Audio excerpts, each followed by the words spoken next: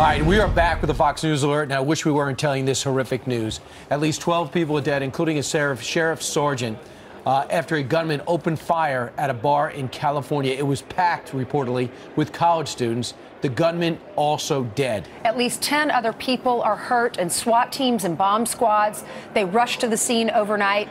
It's located about 40 miles northwest of Los Angeles. Mario Ramirez from KTTV television in Los Angeles joins us with breaking details. And Mario, I understand you just talked to another eyewitness. What did they tell you?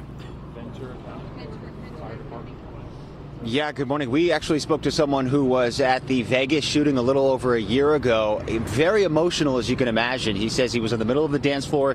He heard those gunshots ring out. People darted. They scattered, some hiding in the bathroom, some hiding in the attic. So a very chaotic scene. And we're actually learning about some more of the injured here on the scene. And some of them we're learning from Captain Ziegler here with the Ventura County Fire Department drove themselves to the hospital.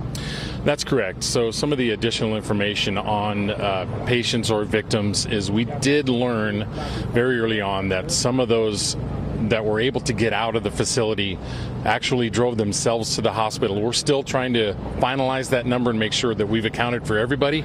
Our latest numbers are 18 injured individuals, unknown on the extent of the injuries. They have transported themselves to local hospitals, and then 2 have been transported by ambulance to local hospitals as well. And so we're hearing some of those injuries, maybe, some of the patrons breaking through windows, stuff like that, trying to escape. Yes, we did receive reports of other patrons assisting other patrons out by breaking windows and helping people, pulling people through windows. So very heroic actions taken by patrons in the face of a very horrific situation here. So our latest numbers on those, again, 18 individuals who have transported themselves to local hospitals and 2 transported by ambulance. Just a massive response here. Can you walk us through how you set up something like this? I know earlier there was a triage situation. People were receiving treatment, different tents here set up on the scene. What's the latest on that, and how do you go into something like this? Yes. So currently this is a law enforcement investigation. All the patients that we are aware of have been transported and initially assessed on scene and transported to hospitals and or self-transported. So it is a law enforcement situation currently. Our role here is to assist the law enforcement agency, our brothers and sisters in the law enforcement agencies, with providing you as the most up-to-date information.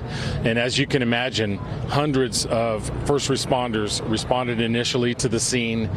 That includes local law enforcement agencies, fire agencies, as well as agencies from Los Angeles County and Los Angeles City. Thank you, Captain Ziegler. We've also seen a lot of emotions running high, lots of students out here praying, gathering, really trying to comfort each other. That's the latest here in Thousand Oaks. We'll send it back to you in the studio. All right, Mario, thank you very much.